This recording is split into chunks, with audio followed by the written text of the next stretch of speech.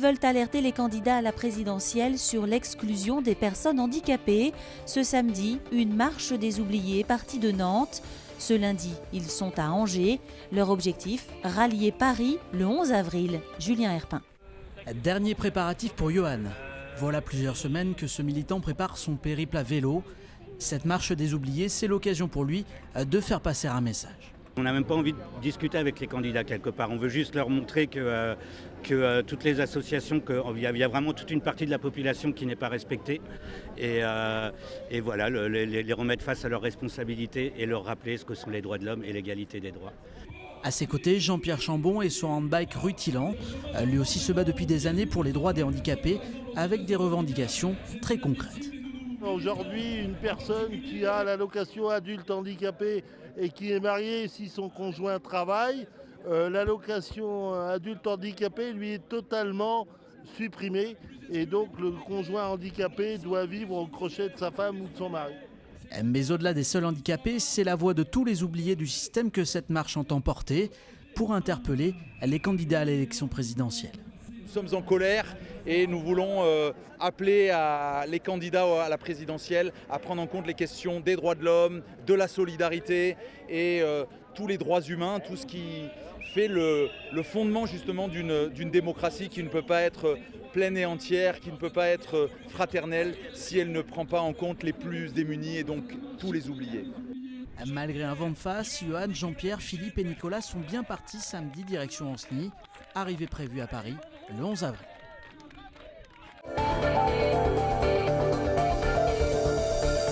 La ville de Nantes inspire les auteurs. Le 5 avril prochain, Guillaume Le Cornec sort son premier roman. C'est un polar à destination des adolescents. Claire Villalon l'a rencontré.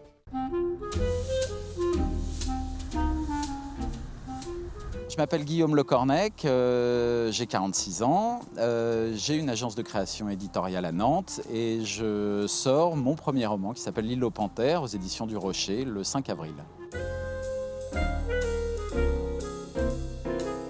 C'est 5 adolescents qui vivent à Nantes et qui se mettent par hasard sur les traces d'une organisation criminelle qui a pignon sur rue, on pourrait dire, qui s'appelle les Pink Panthers, donc qui est un gang chevronné de braqueurs de bijouterie internationale.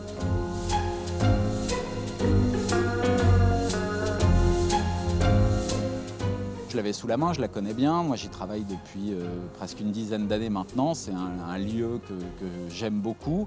Et puis, de manière un peu allégorique, mais il entre en résonance avec ces personnages qui sont plus dans l'enfance, qui ne sont pas encore des adultes, mais qui sont au point de bascule de leur existence. Et l'île de Nantes est un peu là en ce moment. C'est-à-dire qu'elle a ce passé industriel énorme, et puis elle a ces trajectoires d'avenir qui se dessinent en ce moment.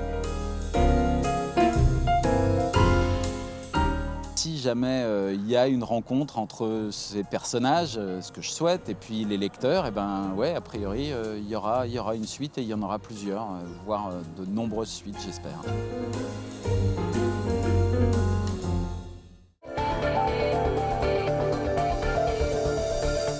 Les handballeurs du HBC Nantes affrontaient le PSG ce week-end en 8e de finale aller de la Ligue des Champions. Le match retour aura lieu samedi prochain à Paris et tout est encore possible pour les hommes de Thierry Anti. Ils ont fait match nul à la Trocardière. Julien Herpin. Qu'ils se qualifient ou pas la semaine prochaine pour les quarts de finale de la Ligue des Champions, les joueurs du H et leurs supporters se souviendront sans doute longtemps de ce 8e de finale aller face au PSG. Je suis surtout content de l'ambiance qu'il y a eu à Nantes ce soir parce que je pense que les Parisiens, il n'y en aura pas la même chose chez eux. Un match de fou, on domine, on perd, on revient sur le temps de jeu, c'est tout ce qu'on aime au final. C'est un match bien compliqué, mais on a fait preuve de beaucoup de courage, d'abnégation et de talent. Et même les fans parisiens avaient du mal à se remettre de l'ambiance de la Trocardière. Le match nul, il fait du bien quand même, dire que l'ambiance surtout... On va dire que ça nous change quand même de Paris. Dans une ambiance de feu, les Nantais ont réalisé un début de match idéal, allant jusqu'à mener de 3 buts. Je crois qu'on a montré qu'on est capable de rivaliser forcément avec Paris, mais on est capable par moment de les mettre en difficulté. Eux aussi, il faut reconnaître qu'ils ont réalisé vraiment un très gros match. Car même en l'absence de Nikola Karabatic, Paris reste une impressionnante machine qui va peu à peu revenir dans le match. Mené de 2 buts à 2 minutes de la fin, le H arrache finalement le nul grâce à une dernière réalisation de Dominic Klein. 26-26, tout reste possible et même en VO, Thierry Henry y croit. I think we can do it.